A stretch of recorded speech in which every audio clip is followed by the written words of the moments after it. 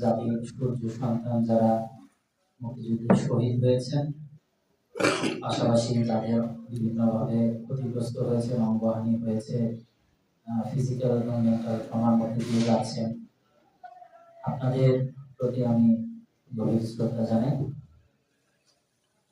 কারণ আপনাদের এই ত্যাগটা, এটা আমি বলবো যে সর্বোচ্চ ত্যাগ, এই ত্যাগটা আসলে নিজের জন্য ছিল না, এই আত্মত্যাগটা ছিল হচ্ছে জাতির জন্য।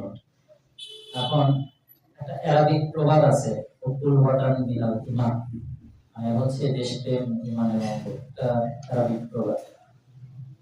আমরা ইতিহাস থেকে যে শিক্ষাটা আমরা পাই যে একটা দেশকে আপনারা যে নেওয়ার জন্য ইমানের পরিচয় দিয়েছেন, এটা কিন্তু সকলের দ্বারা সম্ভব না।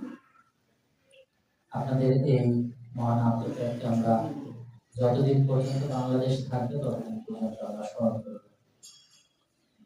ইতিমধ্যে সকল বক্তারা তাদের বক্তব্যের মধ্যে এই দিবসের মাহাত্ম্যটা বলেছেন। নতুন করে তেমন কিছু বলেছেন আমাদের সম্মানিত কৃষি অফিসার মহোদয় খুব সুন্দর করে বলেছেন কতজন মারা গিয়েছে। বা বিষয়টা হচ্ছে মুক্তিযুদ্ধ যখন চলছিল তখন থেকেই কিন্তু এই লিস্টটা করা চলছিল যে কারা কারা কোথায় কোথায় মানে বীর মুক্তিযোদ্ধাদেরকে ইন্সপায়ার করছেন, কারা কারা কোথায় কোথায় তাদেরকে পরামর্শ দিচ্ছেন।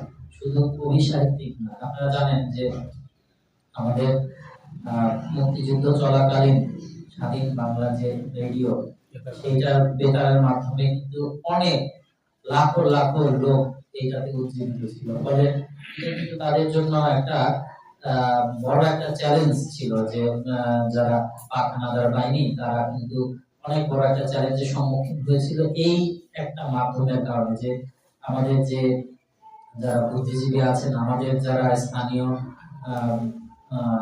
ইন্সপায়ারিং ফিগার ছিলেন, তারা খুব সুন্দরভাবে সুসংগঠিত করেছেন পুরো জাতিকে। তো এই জায়গাটাতে যদি হিট না করা যায় তাহলে তারা খুব বেশি সফলতা আনতে পারে না।